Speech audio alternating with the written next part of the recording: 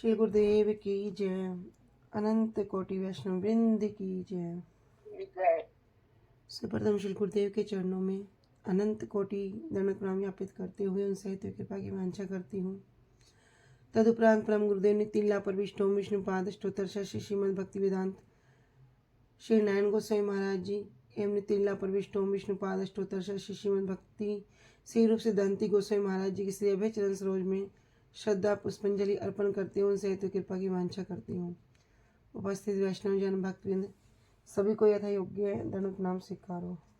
सभी को हरे कृष्णा दंडवत प्रणाम। श्री गुरुदेव की अहेतु कृपा से हमारा जो ग्रंथ चल रहा है उसका नाम है श्री श्री चैतन्य चैतामृत। श्री श्री चैतन्य चैतामृत ग्रंथ के अंतर्गत मध्य लीला त्रयोदश परिच्छेद को श्रवण कर रहे हैं, जिसमें हम आ चुके हैं पेज नंबर 526 प्यार संख्या 207 पे 207 पे। अब तक हमने श्रवण किया कि किस प्रकार महाप्रभु अष्ट सात्विक भाव में और राधा रानी के भाव में जगन्नाथ जी के सामने भी नृत्य कर रहे हैं और किस प्रकार जगन्नाथ जी प्रेम के वशीभूत हैं। अब भोग का समय हो गया, सबके सब जगन्नाथ जी को भोग लगाकर एक उपवन में चले गए और उपवन में जाकर वहाँ पर महाप्रभु एक चबूतरे के ऊपर विश्राम के लिए लेट जाते हैं। क्यों? नृत्य किया है और नृत्य के परिश्रम से क्या हो गया, महाप्रभु का पूरा शरीर पसीने से तरबतर हो रहा है। इसलिए हम महाप्रभु क्या कर रहे हैं, उपवन में लेट गए और उस उपवन में बड़ी सुंदर शीतल वायु चल रही है। उस शीतल वायु का भी आनंद ले रहे हैं। सबके सब भक्त भी हर एक एक पेड़ के नीचे जाकर बैठ गए और सभी क्या कर रहे हैं, वे भी विश्राम कर रहे हैं। तो यहाँ पर श्री कृष्णदास कविराज गोस्वामी जी कह रहे हैं कि महाप्रभु ने जिस प्रकार वहाँ नृत्य किया, जिस प्रकार वहाँ संकीर्तन किया, उसे संकीर्तन नहीं कह के महासंकीर्तन कह रहे हैं। तो कह रहे उसका मैंने यहाँ पर वर्णन किया है। कह रहे श्री रूप गोस्वामी जी ने अपने द्वारा रचित जो चैतन्य अष्टक है उसमें जो जगन्नाथ जी के आगे महाप्रभु ने जिस प्रकार नृत्य किया था उसका वर्णन किया है। तो यहाँ तक का हमारा हो गया। तो उसी चैतन्य अष्टक का हम एक श्लोक श्रवण करेंगे।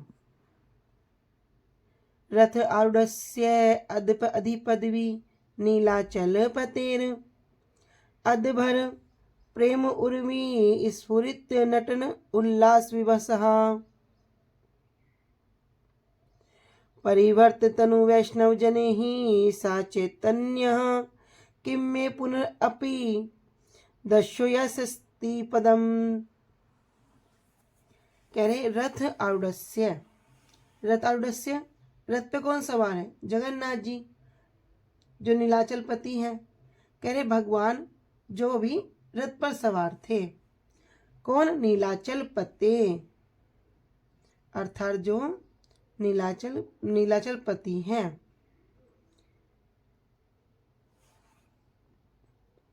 आरात अधिपदवी नीलाचल पति। कह रहे आरात कैसे, अधिपदवी बहुत बड़ी सड़क पे, अधिपति मतलब जो बड़ी सड़क का रास्ता है, अधिक प्रेम जो है उस रथ पर सवार है। किस रथ पर, प्रेम रूपी रथ पर।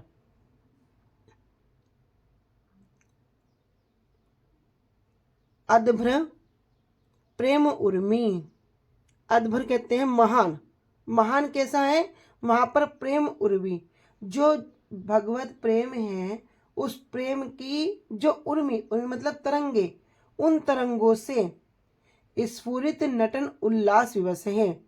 क्या हो रहे हैं, स्फुरित अर्थात वो प्रेम कैसा हो गया, वो प्रेम की तरंगे बार क्या हो रही, प्रकट हो रही हैं और उसी प्रेम की तरंगों में क्या कर रहे हैं, उसी प्रेम की तरंगों में नृत्य कर रहे हैं।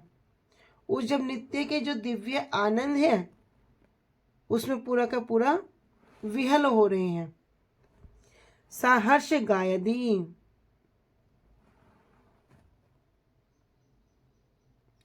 सा हर्षम, हर्षम मतलब सा मतलब सहित, हर्ष के सहित, गायद भी, गायकों से गिरकर क्या करते हैं, तनु, तनु अर्थात शरीर, वैष्णव जनी और भक्तों से, सा चैतन्य, वे श्री जो चैतन्य महाप्रभु हैं, किम क्या, मैं पुनः अपि दशो, दोबारा मेरे दृष्टि के, यशस्ति पदम, पथ में प्रवेश करेंगे।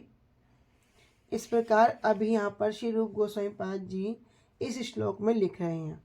कह रहे जो चैतन्य महाप्रभु हैं वे कहाँ हैं, रथ पर विराजमान हैं, पूरे नीलाचल के पति हैं, स्वामी हैं, भगवान जगन्नाथ के समक्ष प्रमुख मार्ग में क्या करे, जो बड़ा रास्ता है उस मार्ग में बड़े प्रसन्नता पूर्वक वहां पर नृत्य कर रहा है।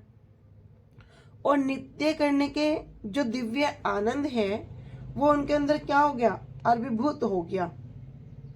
और उसमें अभिभूत होकर नाम उच्चारण करने वाले जितने भी वैष्णव हैं उन सबसे घिरे हुए कौन है, महाप्रभु हैं। और महाप्रभु के अंदर किस प्रकार की लहरें हैं, भगवत प्रेम की जो तरंगे हैं वे प्रकट हो रही हैं। तो कह रहे रूप गोस्वामी पाद जी, सा चैतन्य किम में पुनरअपि, कि वे चैतन्य महाप्रभु क्या मेरी दृष्टि में फिर से क्या होंगे, पुनः दृष्टि गोचर होंगे, क्या वापस मैं इस प्रकार का ये जो सुंदर दृश्य है फिर से देख पाऊंगा।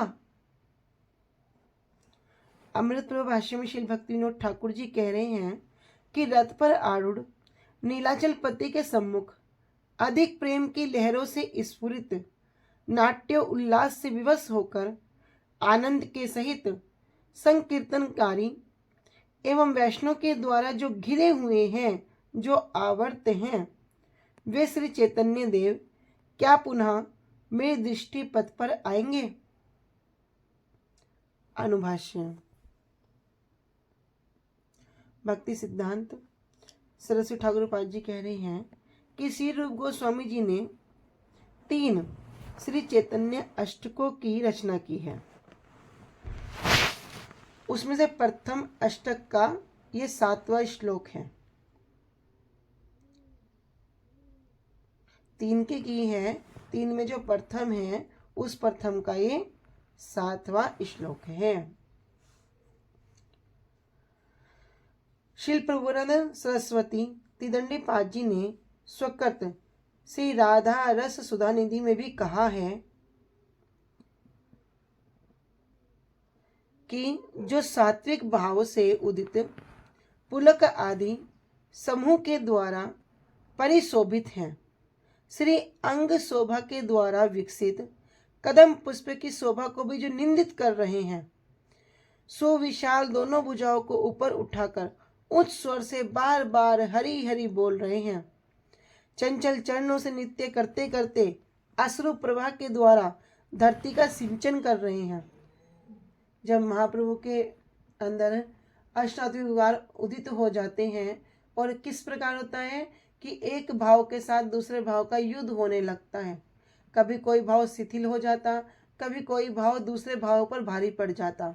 इस प्रकार जब हो रहा है और आंखों से अश्रुपात हो रहा है, और अश्रुपात को पता नहीं कि किस प्रकार से वर्षा हो रही हो, इतना अश्रुपात हो रहा है कि जितने भी महाप्रभु के पास सब परिकर होते हैं सब के सब उस प्रेम रूपी अश्रुपात में भीग जाते हैं। तो कह रहे हैं उस अश्रु प्रभा के द्वारा क्या हो रहा है, धरती का भी सिंचन कर रहे हैं। अपने पार्षदों के द्वारा परिवेष्टित कीर्तन रस विनोदी उन श्री गौरचंद्र को मैं प्रणाम करता हूँ। अपने जो परिकर हैं, अपने परिकरों के द्वारा क्या हो रहे हैं, जो सेवित हो रहे हैं, जो कीर्तन रस विनोदी, जो उस कीर्तन रस का आनंद ले रहे हैं, उन श्री गौरचंद्र को, उन महाप्रभु को मैं प्रणाम करता हूँ। यहाँ जेई सुनी से ही श्री चैतन्य पाए, सुदृढ़ विश्वास सहा प्रेम भक्ति हाय। तो अब तक हमने इस ग्रंथ को श्रवण किया। इस ग्रंथ में हमने प्रत्येक अध्याय को श्रवण किया और प्रत्येक अध्याय के अंत में श्री कृष्णदास कविराज गोस्वामी सबको आशीर्वाद भी दे रहे हैं। इसका फल भी बता रहे हैं कि भैया यदि इसको श्रवण करोगे तो क्या वस्तु पा जाओगे। कोई तो बोलेगा संसारिक वस्तु चाहिए, मुझे बड़ा घर चाहिए, बड़ा बंगला चाहिए, बड़ी गाड़ी चाहिए, मेरे बच्चे की नौकरी लग जाए, मेरा काम लग जाए, ये सब मांगते हैं। किंतु यहाँ पर श्री कृष्णदास कविराज गोस्वामी जी जड़ वस्तु नहीं दे रहे, जड़ वस्तु आशीर्वाद के रूप में नहीं दे रहे। जो नित्य वस्तु है, जो शाश्वत वस्तु है, जो हर जीव को जो पाना बहुत आवश्यक है, जिसको पाने से और कुछ पाना शेष ही नहीं रह जाता, तो उस वस्तु को यहाँ पर दे रहे हैं। कह रहे जी इहा जे सुनी से श्री चैतन्य पाए, सुदृढ़ विश्वास सहा प्रेम भक्ति है। किंतु एक चीज करनी पड़ेगी, क्या? सुदृढ़ विश्वास। जब तक सुदृढ़ विश्वास ना हो तब तक क्या होगा? विश्वास होगा तो भवसागर को पार कर जाओगे, लेकिन विश्वास नहीं होगा, फिर मन इधर उधर विचलित होगा, तब तक कुछ नहीं होगा। कह रहे सुदृढ़ विश्वास सहा प्रेम भक्ति है। यह जय सुनी, जो भी इसको श्रवण करता है, किसको? जो हमने भी रथ यात्रा के प्रसंग को सुना, महाप्रभु की लीला को सुना, से चैतन्य पाए। वो क्या पाएगा? से वही महाप्रभु को उसको प्राप्त हो जाएंगे, वो महाप्रभु को पा लेगा। और सुदृढ़ विश्वास करी, कैसे? सुदृढ़ विश्वास के साथ सह प्रेम भक्ति है, उसकी क्या होगी?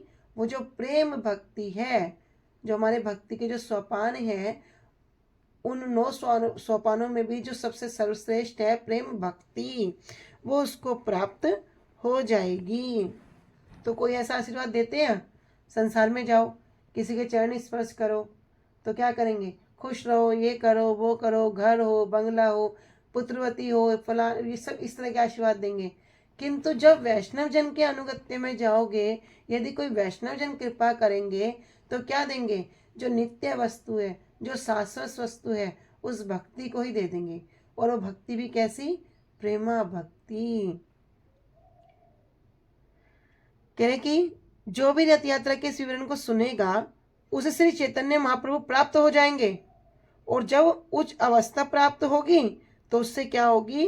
उसे भगवत भक्ति और भगवत प्रेम में पूरा विश्वास हो जाएगा, दृढ़ विश्वास उसको प्राप्त हो जाएगा।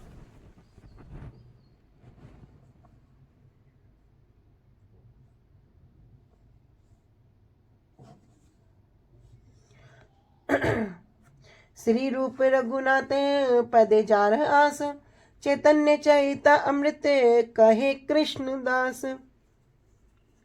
कृष्णदास गोस्वामी जी कह रहे हैं, श्री रूप गोस्वामी जी, श्री रघुनाथ दास गोस्वामी जी पदे जार आस, उनके पद कमलों की अभिलाषा करते हुए चैतन्य चैतामृत, ये जो चैतन्य चैतामृत का मैंने वर्णन किया है।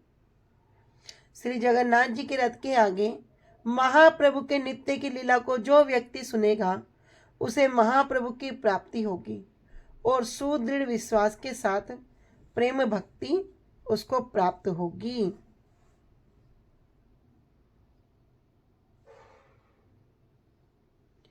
श्री रूप गोस्वामी, श्री रघुनाथ दास गोस्वामी जी के चरण कमलों की कृपा अभिलाषा करते हुए कृष्णदास इस चैतन्य चैतामृत का वर्णन कर रहा है।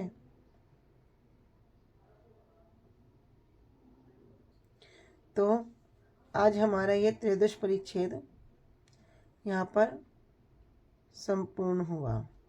श्री श्री चैतन्य चैतामृत के मध्य खंड में रथ के आगे नामक नित्य नामक 13वें अध्याय का अनुवाद समाप्त। तो इस अध्याय में हमने श्रवण किया था कि किस प्रकार महाप्रभु के जो तीनों विग्रह हैं उनको रथ पे विराजमान किया। और इस यात्रा को क्या कहा जाता है? पांडु विजय कहा जाता है। राजा प्रताप रुद्र जी ने क्या किया था?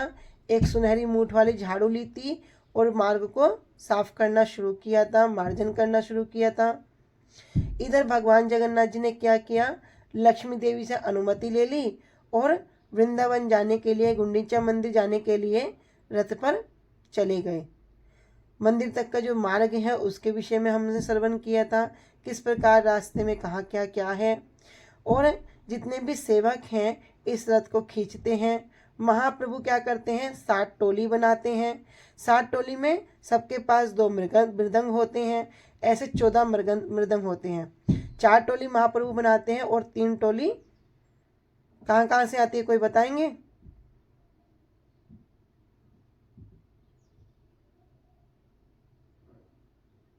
शांतिपुर से दीदी, दीदी एक और नवदीप से आती है, एक श्रीखंड से आती है और एक शांतिपुर से, एक कुलीन ग्राम से।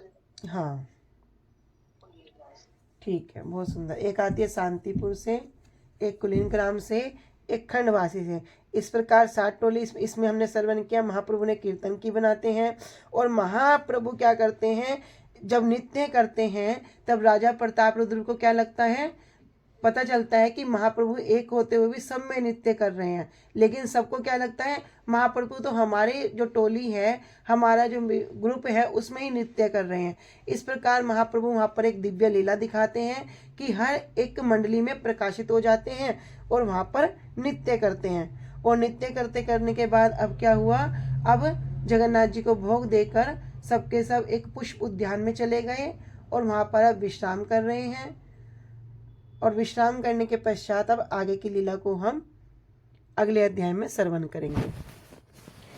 वांछा कल्पतरुभ्यश्च कृपा सिन्धुभ्य च पतितानां पावनेभ्यो वैष्णवेभ्यो नमो नमः।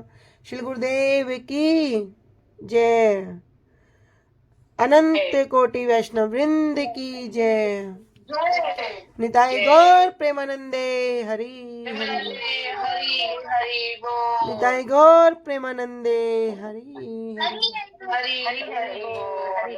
निताय गौर प्रेमानंदे हरि हरि हरि। हरे कृष्णा। सभी को दंडवत प्रणाम।